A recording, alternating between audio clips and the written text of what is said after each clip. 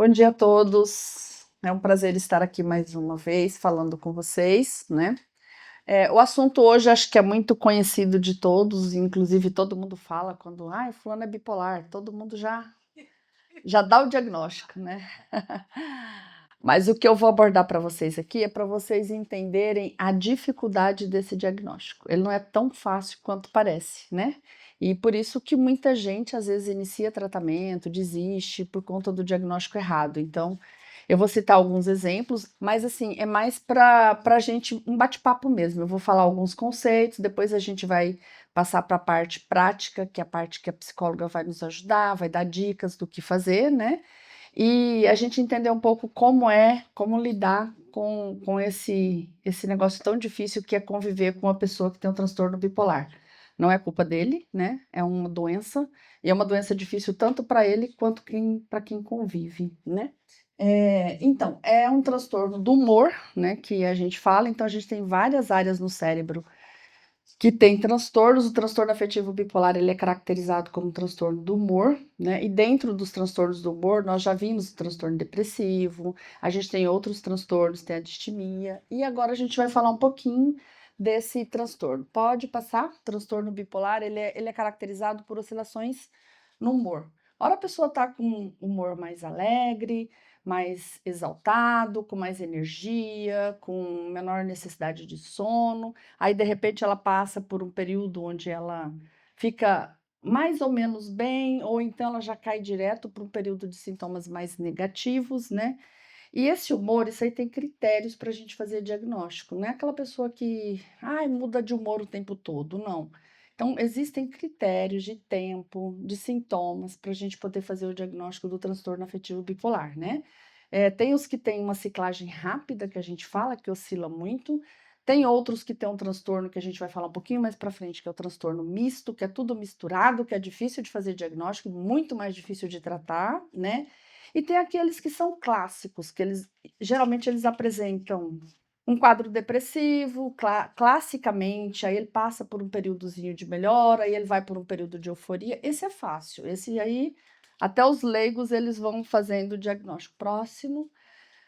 O transtorno bipolar, então, ele tem as divisões do tipo 1, tipo 2 e misto, né? O mais frequente depende do sexo, que a gente vai falar daqui a pouco, mas o que a gente mais vê são pessoas depressivas, tratando como transtorno de depressão, e que não é depressão, por isso que ele não melhora, né? Lá na frente ele pode fazer uma virada maníaca, ou ele pode apresentar alguns sintomas positivos, e é aquele paciente que toma antidepressivo e só piora. Ele fala, o antidepressivo só me piora. E além dele permanecer com a depressão, ele ainda piora outros sintomas. Então, quando a pessoa está tomando um antidepressivo, ele está com depressão e ele não está melhorando, é porque a sua doença provavelmente não é só um transtorno depressivo. Porque transtorno afetivo bipolar a gente não trata com antidepressivo normalmente. Tem que tomar muito cuidado para passar um antidepressivo para um paciente bipolar, né? Quando o paciente está nesse tratamento, não está melhorando, tem que ter uma pulguinha lá atrás da orelha, assim, olha, será que é só depressão mesmo, né? Porque não está melhorando. Esse seria o tipo 2. O tipo 1 é aquele que tem mais um quadro assim, aquela pessoa muito enérgica, ela faz muita coisa, ela pensa muito rápido, ela é extremamente produtiva, ela é muito alegre, ela é muito feliz. A gente costuma brincar, até assistiu a palestra semana retrasada do Flávio Kapczynski, que ele é a maior autoridade em bipolar praticamente no mundo. Ele que faz as nossas diretrizes, o DSM, ele é convidado para fazer, o CAMAT, enfim, as diretrizes que a gente tem, e esse cara está no Brasil. Então, ele é convidado pelo mundo inteiro para fazer os critérios diagnósticos, né? E ele está em Porto Alegre. E ele costuma brincar que o bipolar, ele tem a teoria do sapato, né? Então, tem assim, ou o tipo e a cor, né, do sapato, eu ia pôr um colorido, gente, aí eu vim com bege, pra vocês não olharem pro meu pé. Ou então, assim, a quantidade, enfim, ele fala assim, olha, eu tenho a teoria do sapato. A pessoa chegou com um sapato muito extravagante, vamos conversar que ali tem coisa errada, entendeu? Então, às vezes, o bipolar, a gente, essa fase de euforia, de mania, o tipo 1, a gente vê muito assim, até pelas características físicas e visuais da pessoa. É aquela pessoa mais extravagante, que fala mais colorida, que gosta de muita coisa. É assim, o bipolar é tipo 2, tipo um, ele vê o mundo colorido, além de colorido, ele vê o mundo brilhante. As cores são intensas, tá? Ele parece ser, mas também assim, ele é aquela pessoa extremamente feliz que você passou perto, qualquer coisa, ele explode, tá? Ele tá uma irritabilidade constante, agressivo, nervoso. Então, assim, aquela pessoa que você fala, nossa, é tão alegre, tão. Do nada ele explode, ele te dá uma patada. Então, ele é uma pessoa muito intensa em tudo, né? E ele tem uma autoestima, assim, elevadíssima, né? Bem inflada. Às vezes, ele se acha muito potente, muito poderoso, muito. Então, nessa fase que a gente chama de hipomania, eles têm, assim, uma exaltação de humor, uma exaltação de energia. Com isso, para que dormir, né? Eles diminuem a quantidade de sono. A maioria deles acham que dormir é perder tempo. Então, geralmente, eles dormem pouquíssimo tempo, nas 24 horas, e não têm essa necessidade de sono. Eles não ficam sonolentos durante o dia. Eles dormem pouco e têm muita energia. E faz tudo e não precisa dormir durante o dia. Então, geralmente, na hipomania, o paciente não dorme muito. Isso é um dos sinais de alerta que a gente tem. Começou a dormir pouco, corre para o psiquiatra, porque alguma coisa já está descompensando. Vamos ajustar seu remedinho. A fala extremamente acelerada, tá? A gente costuma dizer que, além da fala ser muito acelerada, o pensamento é mais acelerado ainda. Ele pensa tão rápido que muitas vezes a fala não acompanha o pensamento, tá? Ele está falando uma coisa aqui assim, e a velocidade de pensamento e de fala são extremamente rápidas, mas ele acaba se perdendo. Ele está falando aqui, daqui a pouco o pensamento dele já chegou na segunda, no terceiro parágrafo e ele ainda está aqui, e ele vira aquela confusão, parece que ele está fazendo uma confusão de ideias, mas na cabeça dele está tudo certinho, está tudo cronológico, ele só não está conseguindo muitas vezes expressar por conta da velocidade de pensamento. Então, pensa muito. São pessoas muito produtivas, são pessoas muito inteligentes, tá? São os gênios da nossa história, porque eles são altamente produtivos e altamente inteligentes. Por isso que é difícil tratar um bipolar tipo 1, tá? Muitas vezes eles não aceitam, porque quando eles começam a tomar o remédio, que eles começam a ficar numa fase desacelerada, que a gente chama de eutimia, às vezes não chega nem a eutimia mesmo, ele não chega nem à fase normal. Ele acha que ele emburreceu, que ele está pensando menos, que ele não tem a produtividade que ele tinha, e muitos deles abandonam o tratamento por conta disso, tá? Não querem tratar porque era muito bom aquela vida que ele dormia 4 horas nas 24 e produzia 20 horas por dia e realmente produzia, né? Então, isso para eles é muito difícil o tratamento. É muito mais fácil tratar o tipo 2, porque geralmente é o depressivo, né? O que tem mais sintomas negativos e depressivos, porque paralisa mais a vida dele e dificulta mais. Apesar que o tipo 1 também impacta muito na vida do paciente, tá? Depois a gente vai discutir um pouquinho essa vida acelerada, eles geralmente têm muita dificuldade de relacionamento, troca muito de parceiro, briga muito, não para com ninguém, não para em emprego. Então, assim, é acelerado em tudo. Geralmente é aquela pessoa que tem 2, 3, 4 casamentos, um filho de cada casamento, entendeu? Então, ele vai fazendo essa bagunça na vida dele, tá? Aí vem um monte de processo de paternidade, enfim, de pensão, porque ele arruma essa confusão. Não consegue se relacionar com uma única parceira normalmente, ou um único parceiro. Então, isso aí é muito complicado, porque muitas vezes esses pacientes tipo 1, que é o bipolar mais com hipomania, eles têm também um aumento da sexualidade. Então, eles têm necessidade de fazer sexo muito. Muitas vezes não é com a mesma pessoa, por isso que muitas vezes os relacionamentos não duram. Então, assim, é complicado, porque assim, é aquele verdadeiro Dom Juan mesmo, tá? Aquela pessoa conquistadora, bonita, carismática, alegre, que fala com todo mundo, mas que não consegue manter um relacionamento fixo com ninguém, porque é extremamente difícil conviver com essa pessoa, né? O comportamento impulsivo também, que são coisas arriscadas, dirigir em alta velocidade, compras muito grandes, gastos excessivos, cartão de crédito estourado, empréstimo para tudo que é lado. É uma vida bagunçada, mas ele vive Bem, na cabeça dele tá tudo bem, ele pode, tá, fazer aquilo, mesmo não podendo. Então estraga toda a renda familiar, compromete tudo. Então tudo isso vai impactando na vida da pessoa. Ninguém consegue viver e conviver e morar com uma pessoa assim, próximo. Então, já o outro é mais fácil a gente tratar. Quem é mais característico do bipolar tipo 2, né? Porque é depressivo, é melancólico, é triste, é tudo muito difícil, é difícil levantar de manhã, né? É uma irritabilidade, ele é aquela característica da depressão. Só que ele passa um período em depressão, aí ele vai, melhora um pouquinho, ele pode subir rapidamente para esse período de euforia, até sem tratamento, tá? Ele não precisa tomar antidepressivo. É aquela pessoa que às vezes ela tá depressiva, às vezes ela tá bem, às vezes ela tá eufórica, até sem tratamento. Isso também traz um impacto muito negativo na vida da pessoa, né? Porque diminui a produtividade, diminui a concentração, também tem alteração do padrão de sono, né?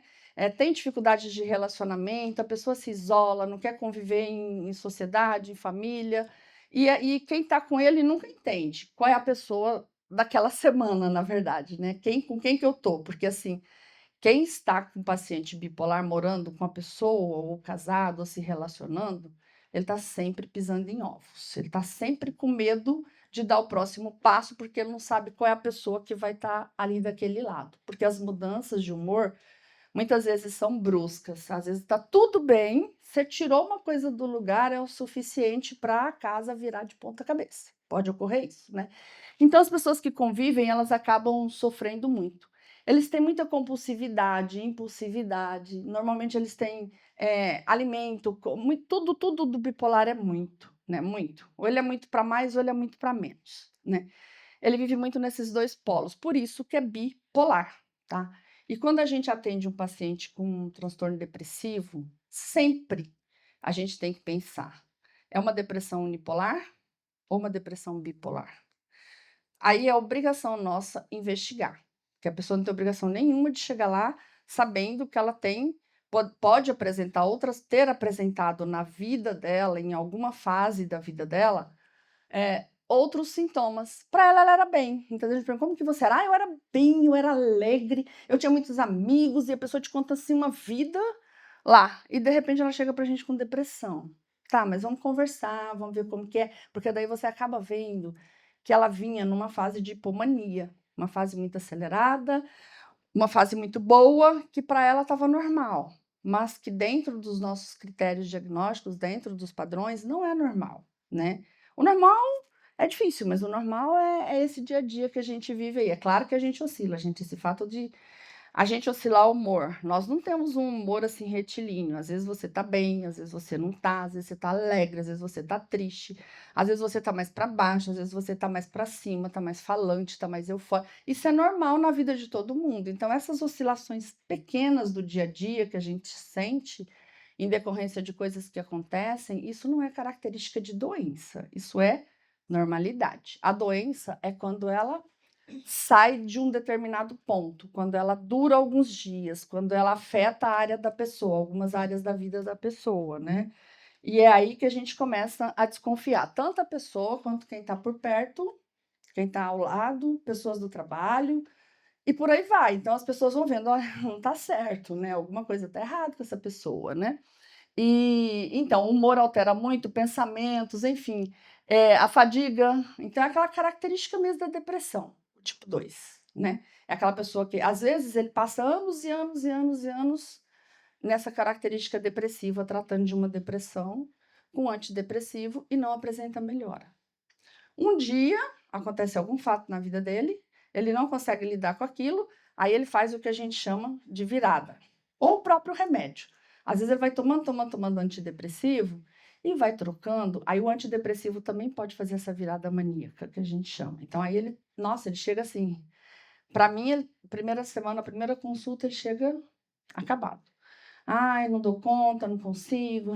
Aí você passa um remédio, 3 dias depois, você é o melhor médico do mundo, o seu remédio é o melhor do mundo, ele já manda mensagem para você: doutora, que remédio é esse? É o melhor médico que já posso. Já... Tá errado. Então, eu sempre falo para os pacientes: gente, O remédio para depressão, ele não tem efeito imediato. Ele vai levar de 3 a 12 semanas para fazer efeito. Quando é a primeira vez que eu atendo o paciente, eu oriento ele, eu falo: "Olha, se você melhorar semana que vem, não me elogie para todo mundo, volta aqui, tá? Você precisa voltar aqui porque alguma coisa está errada, porque o remédio não vai fazer um efeito tão rápido. Pode ser que você melhore um pouquinho, porque às vezes dorme melhor, a gente regulariza o sono. Então, alguma coisinha dá para perceber melhora, mas não é uma melhora tão gigantesca assim, a ponto dele sair feliz da vida, e já aconteceu muito, tá? O paciente, nossa, por que você não... Doutora, aquele remédio que a senhora me deu é maravilhoso. Nossa, no terceiro dia eu já estava, né, bem, voltei ao normal, fazendo tudo, comprei não sei o quê, já fiz uma viagem para você fala, pelo amor de Deus, pode parar, né? Não pode tomar o remédio. E é duro tirar o remédio dele depois, tá? Porque ele estava numa fase lá no fundo do buraco, ele tomou um remédio maravilhoso que levou ele lá para potência 10, e como é que você vai tirar o remédio dele? Ele não vai querer tirar. Aí você fala, mas você não pode tomar. Não, mas eu quero. Não, mas você não pode tomar esse remédio não é o seu, né? Mas eu quero. Próximo. Então, isso acontece muito. Tanto o bipolar tipo 1 quanto o tipo 2, eles são graves. Os dois podem necessitar de internação, tá? Os dois podem necessitar de uma intervenção mais rápida, de medicamento que faça efeito mais rápido, de procedimento que faça efeito mais rápido. Por quê? O tipo 1, ele pode evoluir para o quadro que a gente chama de mania, que é o surto psicótico. Ele sai literalmente do padrão dele. Ele surta, ele acha que ele tem poderes, ele acha que ele pode controlar a mente das pessoas, ele acha que ele está falando com a NASA, com Deus, enfim, ele tem poderes gigantescos e ele acredita naquilo ali, porque são delírios de grandeza. E ele realmente surta e sai realmente dessa esfera nossa, que é a realidade. Então, eles realmente saem fora da realidade e precisa de intervenção e internação. E dependendo de quantas vezes esses episódios aconteceram na vida da pessoa, quanto mais acontece, mais difícil é tirar dessa fase. A gente tem mais dificuldade com os mesmos remédios ou até com outros medicamentos. Por isso que quando a gente faz o diagnóstico, a gente orienta que o paciente tem que seguir o tratamento. Porque quanto mais ele apresenta recaídas, mais difícil, é como se ele fosse ficando resistente ao tratamento. Doutora, como que é feito para detectar que a pessoa tem esse problema? No primeiro dia já dá para saber? Não, a gente tem que fazer uma análise, tem que conversar com ele, né? Tem que avaliar, tem que ir no psicólogo, no psiquiatra, para a gente colher a história, saber como que era a história de vida dele, como que ele sempre viveu, como que isso aí aconteceu, qual foi o fator que desencadeou. Tem relação familiar, tem que ter história genética, porque ele tem uma hereditariedade, então a gente tem que fazer uma anamnese, uma consulta para detectar isso aí. Mas quando a pessoa percebe que tem alguém do lado que está com alguma coisa errada, tem que levar para um profissional para ele poder avaliar, porque o transtorno afetivo bipolar, ele não é tão fácil assim de fazer diagnóstico, né? Parece que é, mas não é. Quando chega para a gente lá, a gente vê que tem muita... Eu costumo falar que diagnóstico em psiquiatria é um quebra-cabeça, tá? Cada vez que o paciente vem, a gente põe uma pecinha no quebra-cabeça. Muitas vezes, a gente não fecha esse quebra-cabeça. O paciente fala, mas doutor, eu quero saber o que que eu tenho, mas está faltando uma peça. Não posso afirmar que você seja um bipolar se você não tem esse critério diagnóstico aqui, que é essencial. Muitas vezes ele não tem história familiar, é uma pessoa adotiva, não sabe de ninguém da família, e ele é um comprometimento genético, né? Pessoas na família anteriores tiveram um transtorno. Aí a gente pergunta: teve alguém na sua família parecido com você que tem? Não, ninguém tem, porque antigamente ninguém fazia diagnóstico. Aí você fala: mas tinha alguém na sua família assim que era mais ou menos assim, que todo mundo diz que você parece com ela? Ah, tem, minha avó. Como que era sua avó? Ah, minha avó era assim, assim, assim, assim, assim. Você vai ver, a avó provavelmente era um bipolar. No meu caso, era, tá? Hoje eu olho para trás e vejo, gente do céu, coitada da minha avó. Se ela tivesse tratado, ela teria tido uma vida extremamente feliz. Mas nunca tratou, foi tida como louca, era uma bipolar terrível, e todo mundo achava que ela era louca, né? E hoje eu olho para trás e falo, meu Deus, que judiação, né? Ninguém tratou, morreu sem tratamento, morreu sem diagnóstico, né? E morreu levando a fama de ruim, sendo que era uma doença, né? Então, assim, pode passar. Tanto o tipo 1 quanto o tipo 2, eles são severos, né? Eles podem evoluir para quadros graves e precisa de uma atenção especial, tá? Próximo. Aí a gente tem o que a gente chama de ciclotimia, né? Que às vezes é essa oscilação rápida que também confunde. Então, às vezes a pessoa está bem, não é muito comum. O mais comum é ele passar 1, 2 semanas, 3 semanas, no mínimo 2 semanas numa fase depressiva. Aí ele melhora, passa mais umas 2 semanas numa fase lá de euforia ou de hipomania ou bem, né? Mas essa ciclotimia, essa ciclagem rápida, essa evolução dele, não é tão comum, mas pode acontecer. Então, muitas vezes começa uma hipomania leve, aquela coisa mais acelerada, e a pessoa acha que é normal porque um dia está bem, porque enfim, e não tem motivo às vezes nenhum para ele estar nem numa fase nem na outra. Isso é alteração química cerebral mesmo, né? Aí ele passa por uma depressão leve, isso aí tem que durar. Para a gente fazer um diagnóstico de uma ciclotimia, tem que durar pelo menos 2 anos, essa coisinha assim, que não é nenhuma coisa nem outra, tá? Você nunca vê o paciente num quadro de mania e nunca vê ele numa depressão grave. Ele fica nessa oscilaçãozinha aí, que também atrapalha a vida dele, que também reduz coisas na área da vida dele. Próximo, vou falar mais rápido para dar tempo da doutora falar. E aí vem a pior parte do transtorno afetivo bipolar. Agora a gente vai ter o CID-11 que está saindo agora, né? E pelo que a gente tem visto dos estudos, vai mudar essa classificação. Então, o transtorno afetivo bipolar, ele tem uma variedade tão grande de sintomas que ele vai entrar como o espectro do transtorno afetivo, igual o espectro do transtorno autista, tá?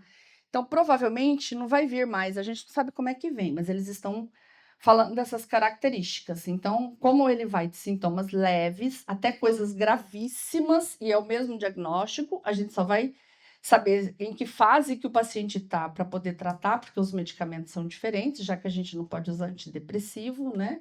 A gente tem que usar estabilizadores de humor e antipsicóticos, tem uns que atuam mais na mania, tem outros que atuam mais na depressão. Mas, enfim, então ele vai mudar um pouco essa classificação para os próximos diagnósticos que vêm. E o calo do nosso sapato é o tal do transtorno misto, tá? Por quê? Porque é misto.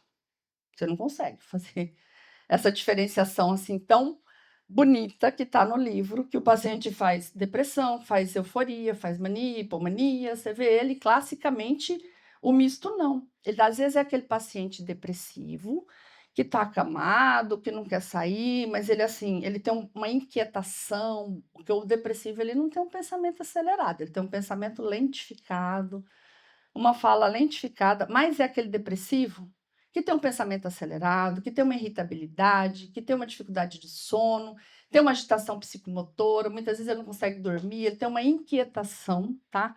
Mesmo estando na fase depressiva, ele é aquela pessoa que não para, ele não deita. Às vezes ele não fica quieto num canto como o depressivo fica, né? E aí a gente já vê essas características diferentes, né? Ou ele é um paciente com hipomania que de repente ele evolui para um quadro mais rebaixado, mais negativo, mais triste. Geralmente, nesses pacientes mistos, uma coisa que chama muita atenção da gente é a irritabilidade. Ele é extremamente irritável, impaciente, intolerante. E muitas vezes ele não tem muitas características fortes, características marcantes de um ou de outro polo. Então ele fica muito ali, difícil conviver, porque é uma pessoa extremamente complicada, é uma pessoa que você não pode falar muito, qualquer coisa que você fala, ele é irritado, tolerância zero, entendeu? Inquieto, não dorme direito, né? Fica irritado também porque não dormiu. Então, esse transtorno misto é muito mais difícil de tratar, tá? A gente tem medicamentos que atuam muito bem no tipo 1 e no tipo 2. No misto é triste. Porque se você dá um que melhora a parte de euforia dele, de hipomania, de agitação, de inquietação, ele piora para a depressão. Aí você dá um para melhorar a depressão dele, ele piora para o lado da inquietação e da irritabilidade. Então, é muito difícil. Né? E eles ficam buscando, agora que tem o Dr. Google, então é mais complicado, porque daí eles vão atrás, eles ficam lendo, eles ficam buscando, aí eles não querem tomar o remédio que a gente está passando, aí eles acham que eles já são mestres em bipolar, porque eu assisti um vídeo do não sei quem, que falou que o remédio melhor para tratar mista é... Gente, não tem o melhor. Cada paciente tem o seu remédio que ele vai conseguir se adaptar. Aquilo que eu dei para o fulano não vai ser melhor para o ciclano, então não adianta eu fazer um vídeo falando assim, olha, tal medicação é a top de linha para tratar o paciente de transtorno misto. Não tem. O misto é difícil, tá? E é muito mais comum do que a gente imagina.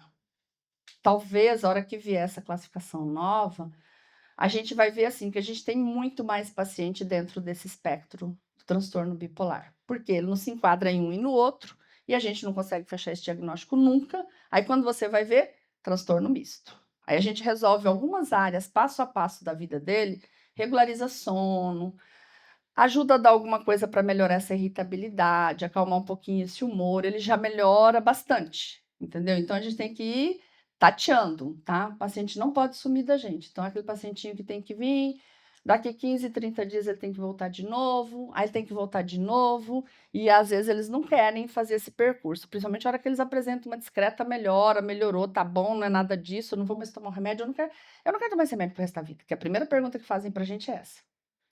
Eu vou tomar o remédio o resto da vida? Vai. Porque é uma doença incurável, igual diabetes, igual pressão alta. Se você parar de tomar seu remédio, seu cérebro não tem substâncias neuroquímicas que regulam o seu humor. O dia que você não tomar o remédio, é igual da pressão alta, a pressão vai subir. O dia que você não tomar o remédio, seu humor vai alterar. E como os remédios demoram para fazer efeito, não vale a pena parar o remédio para tomar uma cerveja, para beber não sei o quê, porque você parou o remédio, ele vai cair a concentração. E quanto tempo ele vai levar para voltar a fazer efeito? Depende, varia de pessoa para pessoa. E aqueles 3, 4, 5 dias, uma semana ali, muitas vezes até meses, o paciente leva um sofrimento gigantesco, né? E ele acaba perdendo grandes coisas no trabalho, produtividade, enfim, até você conseguir estabilizar ele de novo. Só que eles são teimosos. Aí eles estabilizam e para de novo. Isso quando a pessoa tá assim, pode confrontar, né? Então tem que deixar ela quieta. O ideal é não confrontar, é conversar, explicar, levar num profissional, falar, eu vou com você, não adianta confrontar, porque quanto mais você entrar num embate, pior fica, né? Criticar, discutir, falar, é pior. Não tá tomando remédio? Vamos lá conversar com o seu médico, né? Eu vou com você, tá? Eu te levo, vamos lá pra gente ver o que tá acontecendo. Ah, o remédio tá me engordando, o remédio... Não, tem remédio que engorda, tem remédio que emagrece, tem remédio que aumenta a fome, tem remédio que diminui a fome, tem remédio pra tudo. Então, vamos lá conversar com o seu médico, que ele vai avaliar e vai ver o que está acontecendo com esse medicamento, fazer uma dosagem dele no sangue e ajustar a dosagem do medicamento para você, ou até trocar, né? Tem muito, muito, muito remédio hoje que a gente pode usar. O negócio é saber qual é de cada um, né? Próximo. Então, assim, eles têm. É muito importante a gente ver também sobre as comorbidades. Muitas vezes o paciente chega para a gente e eles têm muita comorbidade, né? Até o que a gente fala também, que a gente acaba tirando como diagnóstico diferencial, o transtorno de ansiedade. Às vezes o paciente é extremamente ansioso. O ansioso pensa muito, ele não dorme, ele fala muito, ele também tem ele é uma síndrome hipercinética, né? Parece um quadro de hipomania. Eles têm muita comorbidade com substância química, com uso de drogas. Então, geralmente, o paciente dependente químico pode olhar que ele tem um pezinho lá em algum transtorno de personalidade, ou bipolar, enfim. Alguma coisa ele apresenta, não é de graça, muitas vezes, do nada, que ele está ali envolvido na dependência química, né? Tem comorbidades com doenças físicas, tireoide a gente vê muito, né? Transtorno de personalidade, principalmente o borderline, eles andam juntinhos ali, é difícil diferenciar um do outro, porque é muito parecido, né? O bipolar é um transtorno do humor e o transtorno de personalidade borderline é um transtorno de personalidade, são coisas diferentes. Apesar do tratamento ser parecido, são coisas extremamente diferentes, e diferentes na sua forma de tratar. Personalidade é a característica da pessoa, a identidade dela, é o que ela é, entendeu? Agora, o humor não, o transtorno do humor, ele flutua bastante, o transtorno de personalidade, ele tem mais impulsividade, então ele é uma pessoa que ele age para depois ele pensar, não é aquela coisa assim, cíclica do bipolar. Então, é muito difícil a gente fazer esse diagnóstico diferencial entre os dois. E às vezes tem comorbidade, tem os dois. Passa rápido aí que eu já vou passar para a doutora. Diagnóstico diferencial, então, entra isso aí que eu falei para vocês, tá bem? Essas comorbidades, né? Próximo.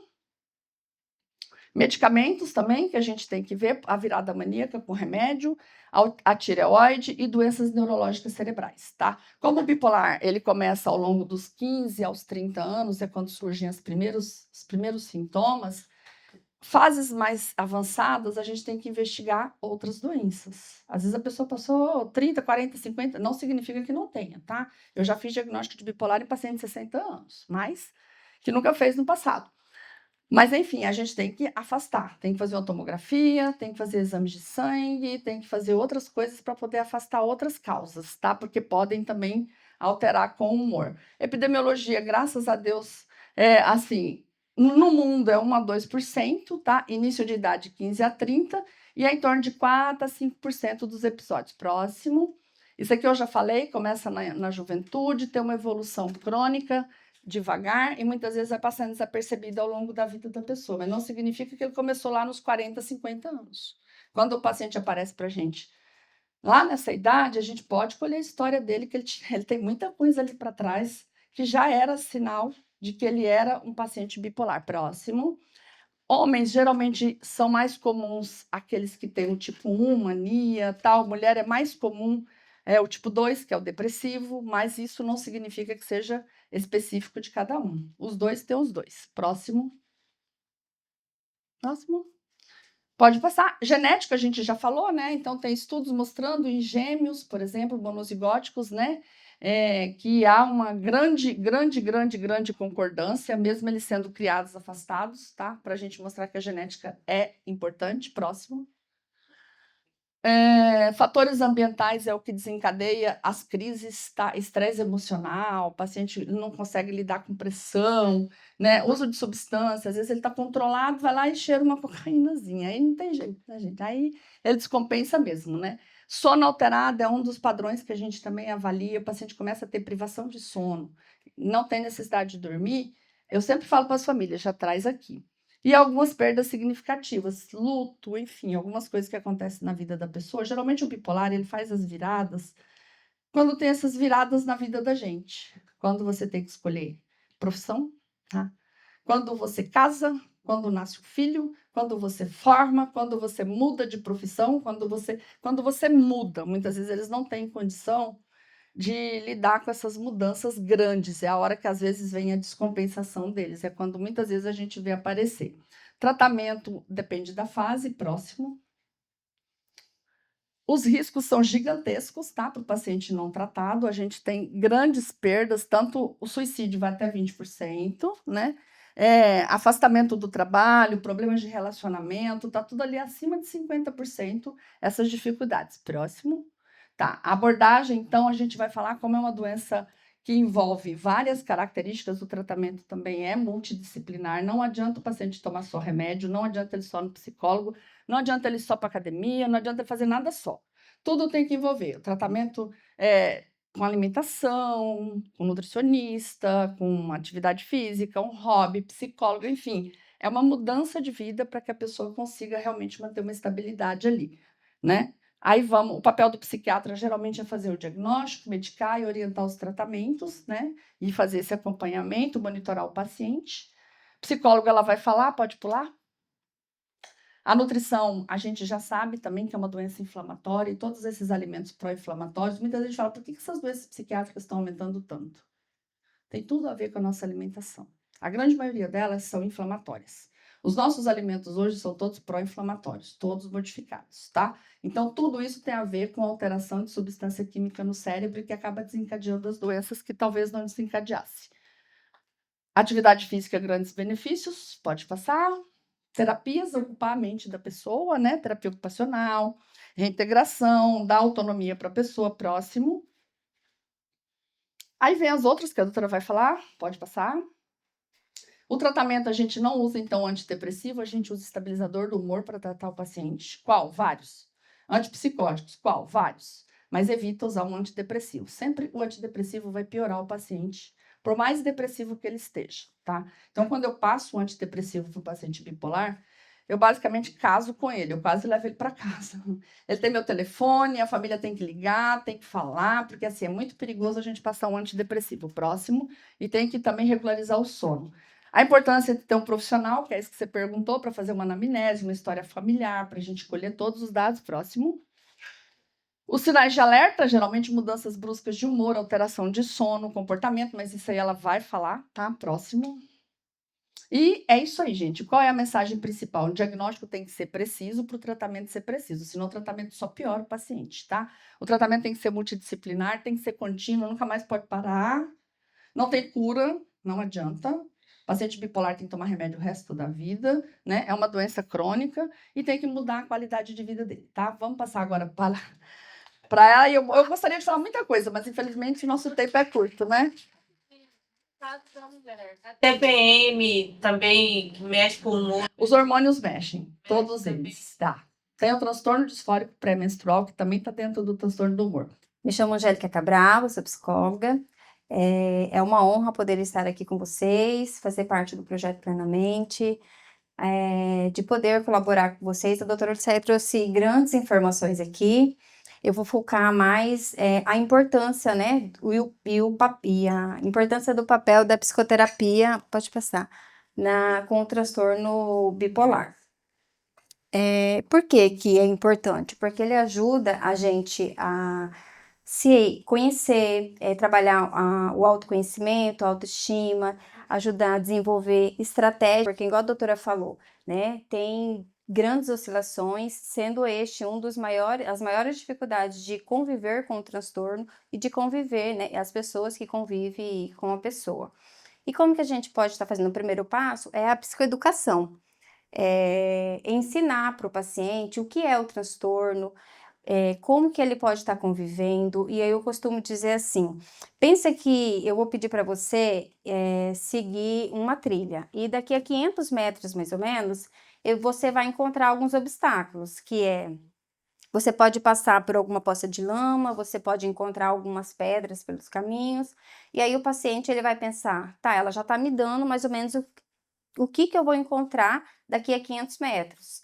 Então, eu preciso o quê? Me preparar para seguir, né? E aí, eu vou pensar em trocar meu calçado, escolher uma roupa mais confortável. Para quê? Para ter me preparar para passar, né? Por essas dificuldades que tem dentro do transtorno. E aí, quando o paciente consegue ter essa visão junto com a família, que é muito importante estar ali ao lado, porque são eles que, querendo ou não, serão os suportes, né, nos momentos difíceis, de euforia, de depressão, eles conseguem ter uma visão e sabem o que esperar. Então, quando a gente sabe o que pode aparecer. Tudo certo? Então tá. Então, quando a gente tem noção do que esperar, fica mais fácil para a gente conseguir seguir em frente, né? Pode passar. Então, quando a gente entende sobre o transtorno, né, a gente sabe o que esperar. Pode pular. E como podemos acolher sem julgar, né? Essa é a grande dificuldade, como a doutora mesmo já disse. O transtorno bipolar, ele já tem uma fama aí, né, de duas caras, uma pessoa falsa, uma pessoa difícil de lidar, de manter uma amizade, um relacionamento com ela, né, ouvir com atenção. E a gente pode não minimizar o sofrimento da pessoa, evitar dizer coisas como se ela está exagerando, porque não é um exagero, gente. O transtorno bipolar é algo sério, né? É um transtorno, é uma dificuldade que a pessoa encontra ali de viver com ele, né? Pode pular. E eu vou propor para vocês, eu vou ler essas frases, né? A doutora falou bastante coisa, ela super me ajudou. Às vezes estou super animado e outras vezes sem vontade de fazer nada. Tem dias que acordo feliz e depois fico meio para baixo do nada. Já tive fases em que gastei dinheiro sem pensar nas consequências. Às vezes sinto um vazio enorme, como se nada fizesse sentido. E já fiquei dias com muita energia, dormindo pouco e achando que tudo dava certo. Acho que todo mundo, né? Eu, então, nem falo. Então, gente, falar de transtorno bipolar é falar sobre as pessoas reais que vivem alegrias, desafios, medos e conquistas. E para se ter um diagnóstico, é preciso fazer um acompanhamento que a pessoa se dedique, né? Ela tem que primeiro aceitar. E quando eu faço que eu peço para a pessoa imaginar que ela vai seguir um caminho, uma trilha e tal, ela consegue entender o que é o transtorno e as dificuldades que sim, ela vai encontrar, mas ela precisa aceitar, Porque quando ela não aceita, igual a doutora falou, ela vai, aí ela toma o medicamentinho, o remédio, e tá tudo certo, vai na terapia, não, já tô melhor, não preciso de ajuda, mas não é assim, a terapia é um processo, não é um macarrão instantâneo de que 3 minutinhos tá tudo resolvido, né? Porque tem essas oscilações, e sim, a gente precisa estar conhecendo a história de vida da pessoa, conversar com os familiares, para entender como ele era antes, como que ele vinha apresentando. Geralmente é na adolescência, né, com 15 anos que começam essas alterações de humores, e aí a pessoa vai tendo dificuldade de se relacionar, né, por onde passa. Pode passar. O papelzinho tem, Ju? Eu gostaria de pedir, tem papel, né? Tenho. De pedir que vocês escrevessem um recado para uma pessoa que tem transtorno bipolar e o que vocês gostariam que ela ouvisse hoje. Uma frasinha. O que você gostaria de dizer com uma pessoa que tem transtorno bipolar? O que você gostaria que ela ouvisse agora, assim? É difícil, né? Ter empatia assim, gente? O quê? Caneta?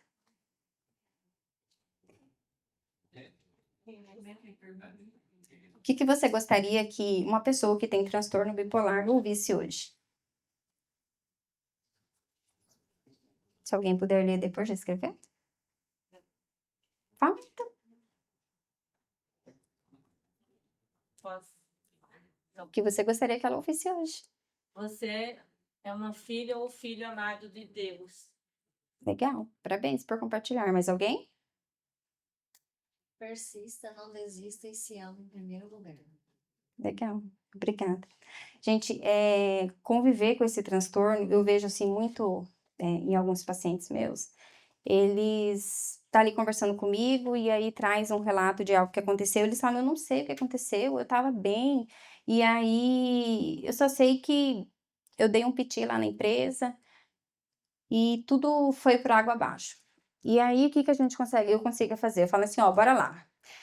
Escreve para mim o que que aconteceu antes, como que você reagiu e qual foi a consequência disso. Assim, a gente cria um muralzinho, um checklist, né, do seu dia a dia. O que que você fez, o que que você deixou de fazer.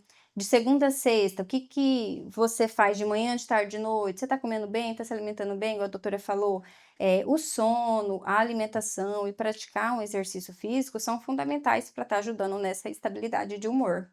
Então, a maior dificuldade que ele tem é de compreender o que que ele está sentindo, e é aí que a gente entra, a gente ajuda ele através dessa investigação que a gente faz, como que ele funciona diante das dificuldades que apresenta, se os familiares estão sendo ou não apoio para eles, preparar eles para os julgamentos, né, externos, que eles ouvem muito, são muito criticados, e como que isso pode ajudar a minimizar, querendo ou não, o sofrimento deles. Passam. E aí, eu proponho a vocês a acolher sem julgar, né? A conseguir poder ser apoio para alguém sem ser peso, a poder ser ponte, né? Sem ser barreiras para ela. Olhar para a pessoa e entender que ela é muito mais que um diagnóstico, né? Que ela é como a gente, que tem desafios, que tem conquistas. E aí, eu não sei se tem um tempo, porque a Juliana falou, tem tempo? Alguém gostaria de fazer alguma pergunta? Tem alguma dúvida sobre o transtorno? Como que pode estar... Você conhece alguém que tem algum... Tem uma amiga que é bem nítido, né? Assim, quando ela tá...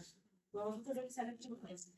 E engraçado, assim, que dando as características de pessoa que se veste colorida, escreveu, assim, a pessoa. que me dá tãozão vermelho, né? Nossa, é o cabelo...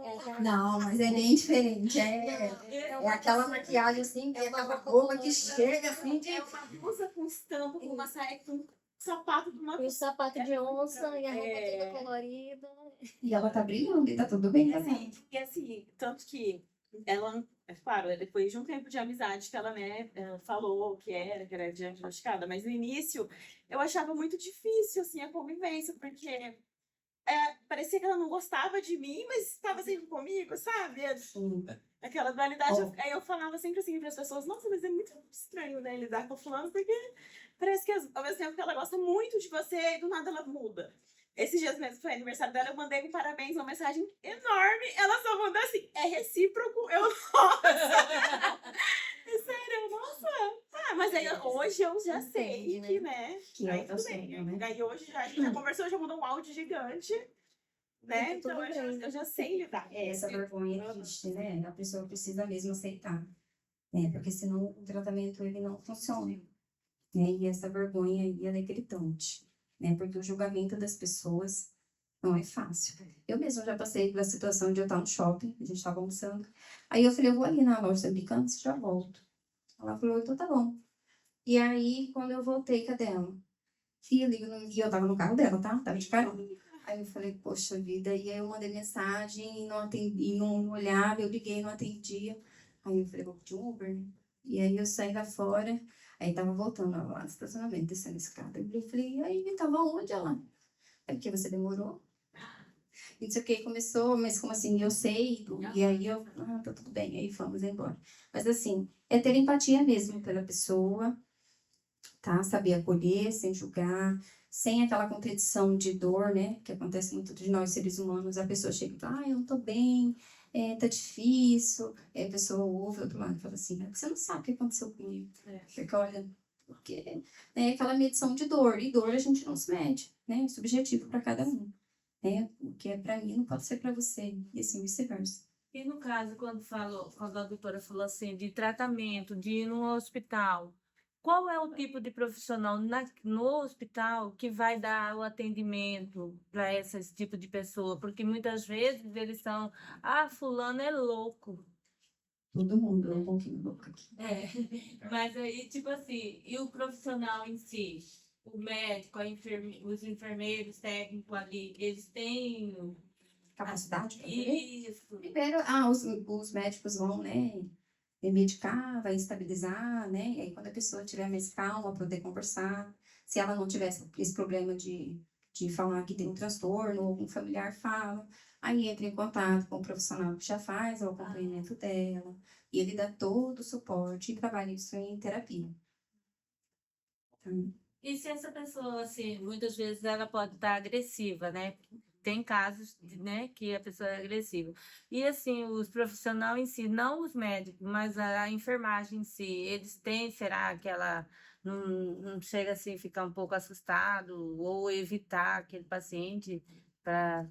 aí vai muito da pessoa, né, da empatia que ela tem, né, se ela é ou não um bom ser humano, se ela tá bem também no dia.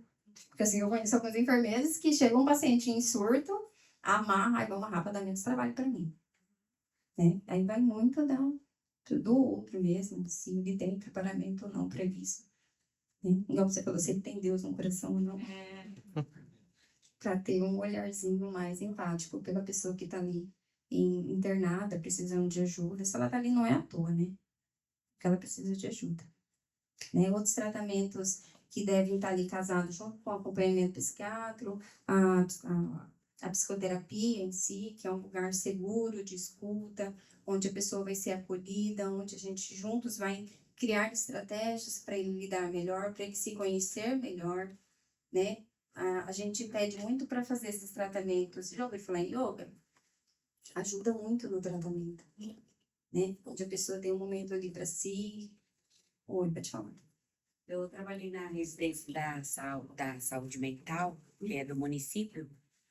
Não sei se vocês conhecem, mas, assim, eu trabalhei durante 1 ano lá. E eu sou professora, né? Então, para mim, assim, quando eu cheguei lá, eu pensei que eu não ia conseguir.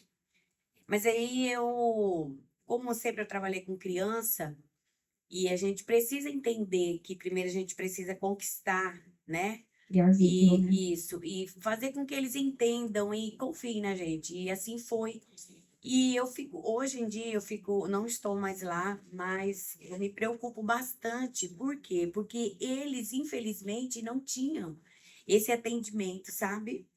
De realmente, assim, a gente ter outros profissionais de estar, porque eu estava ali como cuidadora. Foi um momento da pandemia, e eu fiquei desempregada e aí eu consegui um emprego lá. E para mim, assim, foi muito ótimo estar lá. Eu aprendi muito, porque, nossa, como tem pessoas com todos os tipos de transtornos que você imaginar nessas residências. São 6 residências que tem.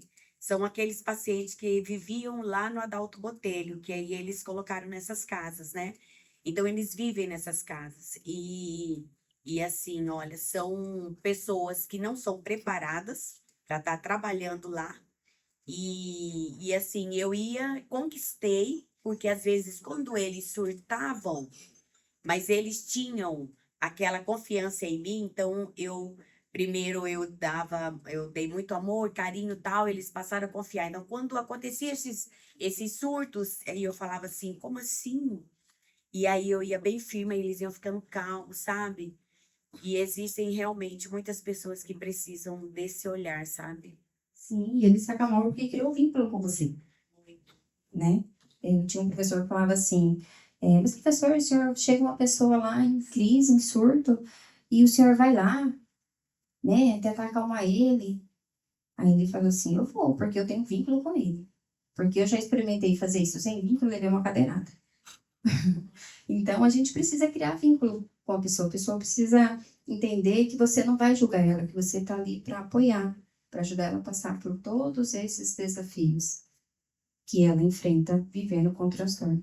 Mas se ela aceita, se ela se dedica, é possível ter uma vida estável, né? Sim. Conseguir fazer as tarefinhas de casa que a gente passa, né? Porque a gente geralmente encontra a pessoa uma vez na semana, 50 minutos, dependendo do caso, 2 vezes na semana.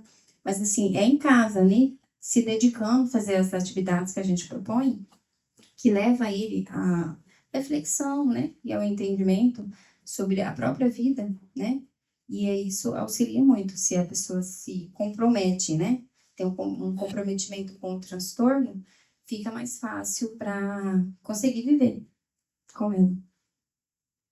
Então, gente, o tratamento, eu costumo falar para os pacientes assim, o medicamento, ele é 10%, 5%, às vezes, entendeu? Quem é o tratamento do meu paciente bipolar? Se eu não tiver uma psicóloga junto para me ajudar, para ajudar ele a aderir ao tratamento, entender o que está acontecendo com ele e orientar a família, fazer essa psicoeducação e a família junto, a gente não vai.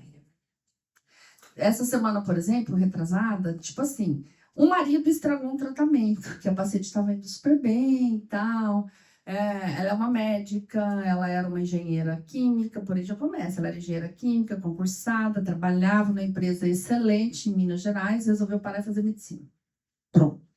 Fala, já tem uma coisa, né? Aí ela fez tal, médica, enfim. Aí depois ela tentou suicídio, tentou pular de um andar aí, o marido segurou ela pela calça, enfim, foi aquela confusão danada. Levaram ela para o hotel. Ela foi. Já é difícil tratar médico, é a pior raça para a gente tratar na face da terra. Não existe. Nenhum médico obedece outro médico, tá? Já estava difícil tratar ela. Mas ela estava aderindo ao tratamento, ela estava entendendo, até o dito cujo do marido chegar e falar assim, ai, doutora, mas eu acho que ela ficou muito lerda com esses remédios. Aí eu falei, não, mas isso ainda, ela está em ajuste, fui conversando com ele, explicando, né? Porque eu acompanho minha esposa há não sei quantos anos e ela nunca teve uma crise tão arrastada assim, já vai para 2 meses que ela está tratando e ela fica oscilando. Eu falei, então, cada crise é pior para tirar da crise. Então, cada vez que ela apresentou esses quadros, tal, aí mandei outro áudio.